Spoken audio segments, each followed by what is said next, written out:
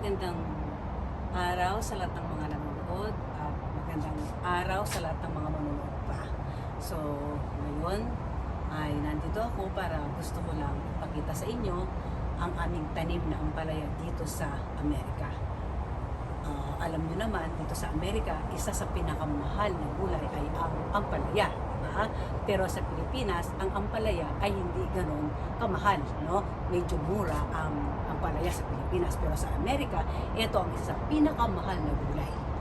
So ngayon, take note, sa Amerika, may tanim kaming ampalaya at nakakatuwa dahil ang daming bunga. Kaya nga nagawa ko ang video na ito para sa ganun i-share ko sa inyo at ipakita ko sa inyo ang bunga ng tanim namin ampalaya dito sa Amerika. So ngayon ay ipapakita ko sa inyo ang aming tanim na ampalaya at ang kanilang mga bunga. So, ang puno ng ampalaya namin ay dalawang puno lang ito. Dalawang puno lang ang aming ampalaya. Pero ngayon, nung nagsimula siyang bumabang, ang mister ko ay gumawa siya ng balag. So makita nyo, ayan okay, dito po, ito ang balag ng aming ampalaya. Ayan, medyo mahaba-haba ang kanyang balag. Ayan, no? Ayan. Katulad nga na sabi ko sa inyo, natutuwa ako dahil sa nakakatuwa siya, no? Kung di imagine sa Amerika, meron kaming tanim na ampalaya at ang daming bunga. So isa-isahin ko, papakita ko sa inyo ang bunga ng aming ampalaya. No? Nakakatuwa talaga. So, nakita nyo yan. Okay, so, yan ang bunga ng aming ampalaya. And then, meron ko dyan. Okay, and natin ang mga bunga ng aming ampalaya ang pinagmamalaki ko. So, ayan. Ayan, meron ko doon. Dito, ayan sila. Ayan, pag nakalabit dito, no? At sa tingin ko, itong mga pinapakita ko sa inyo ay ready na sila para lutuin, ano? Ayan. And then, ito pa, na ready na rin sa tingin ko. Ayan. Ayan, no? Meron pa ritong medyo maliit pa. Ayan sila, na siguro mga ilang linggo pa bago pumwede. Sabi ng iba, pag gano'n yung palaya, maliit pa, dapat nakabitin. Dahil pag di daw siya nabitin, ay magiging reject. Pero ewan ko lang bakit itong isa na ito ay nakabitin naman, pero bakit siya naging reject? I mean, nakakulubot siya. No?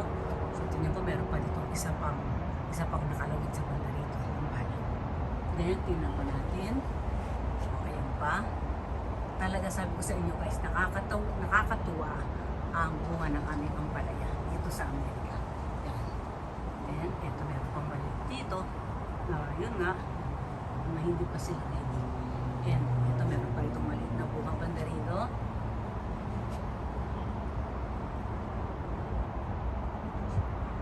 Okay, and then, meron pa rito medyo maliit pa rin. And, ito pa. Okay. At kita nyo rito, may kambal pa. May kambal pa dito. No? At alam nyo guys, yun ay nasa balag, ano? Pero tingnan natin itong mga bunga niya na nasa ibaba. So ito, ayan guys. So. Okay, yan. May bunga siyang, sa tingin ko ay ready na rin ito. And then, meron pang isa rito, na sa tingin ko ay ito ready na rin. And then sa likod nito, meron pang isa. Ayun siya. Na siguro ito ay hindi pa masyadong ready. No? Medyo maliit pa siya. Then, saan pa? Ito, meron pa dito. Sabi ko sa inyo guys, nakakatuwa ang bunga ng ampalaya. O dito, meron pang nakatago dito. Nakita niyo ba yan? O ito. O ito. Tapos, meron pa siya sa kasunod. Ito. No? So, ayun. So, sila. Dalawa silang magkasunod. Ayan. Yun. Sabi ko sa inyo guys, nakakatuwa ang tanim ng ampalaya. And, ito pa sa ibaba. Meron pa dito. So, nasa ibaba siya. Nasa tingin ko, ito ay ready na rin. Ayan. Okay. And, meron pa dito. Ayun. And, ito pa. Then, tingin pa tayo guys na iba. Ito, meron pang maliit dito. dito. At meron pang medyo yan, hindi pa ready siguro. At yan, mga ito, mga medyo hindi pa rin sila ready. No. Ayun guys, meron pa doon bunga doon sa bandang looban niya, medyo maliit pa. Tingnan natin. So, okay, so ayun siya. No, medyo maliit pa. Maliit pa siya. Tingnan natin kung may makita pa tayong iba. Okay, so ito guys, na-reject naman siya. Ewan ko bakit nakalawit naman siya, pero nag-reject naman siya. So, meron pa rin balik dito. Ayun bang balik ito. And then, siyempre guys, alam niyo naman, hindi lang naman bunga ang pwedeng pakinabangan, pati ang dahon ng ampalaya namin. Marami na rin kami na pakinabangan sa dahon ng aming ampalaya. Kayo ba guys, merong alam na dapat gawin sa bunga ng ampalaya? Minsan nagpunta kami sa isang kainan, meron silang ginawa, yung sabi nila ampalaya sa amin. Dito ako ginawa nila, yung ampalaya, in-slice lang nila ng maliliit. Pagkatapos nilamas nila sa suka na may asin, no? Tapos pagkatapos noon ay yun ang, I think hindi man sinugasan ng tubig. Basta ganda lang, no? Merong nilugasan sa suka. Pagkatapos nag-slice pala sila ng radish, yung labanos, ano? Nag-slice sila ng labanos. Pagkatapos inalog dun sa ampalaya na nilamas sa asin at saka sa suka. That's it, no? So, napakasarap. Ang tawag nila doon ay ampalaya salad, no? So, ito pa pala, meron pa malaking bunga sa side nito yan. So, yan pa, nasa gilid siya. Kaya, pagkatapos yun naman dahon ng ampalaya, pwede rin naman natin, ang ginagawa na iba yung, alam ba magpapakulo sila ng tubig. Pagka kumukulo na yung tubig, ilagay daw ng ampalaya.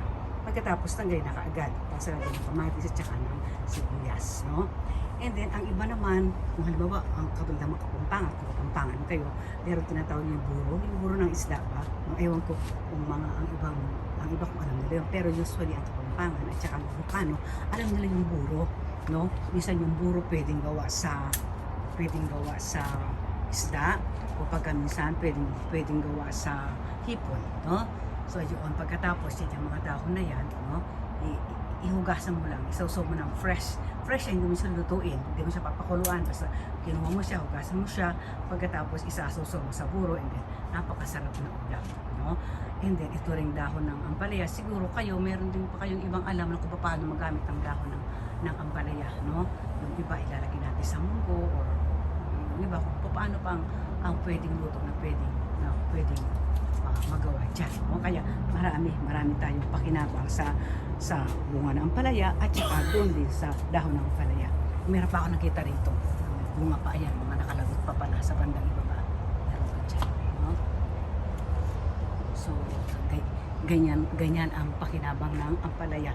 So, kaya natutuwa kami kasi imagine mo naman, nasa Amerika kami pagkatapos, katulad nga nang na-mention ko sa inyo before, yung maliit lamang na lupa na yan, no? Then, nakapagtanim kami ng ampalaya, no?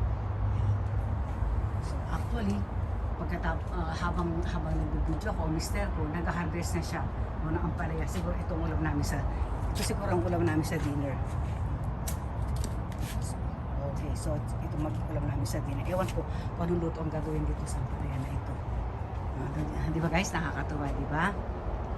Okay guys, thank you for watching. Sana na-enjoy kayo sa panonood ng aking video.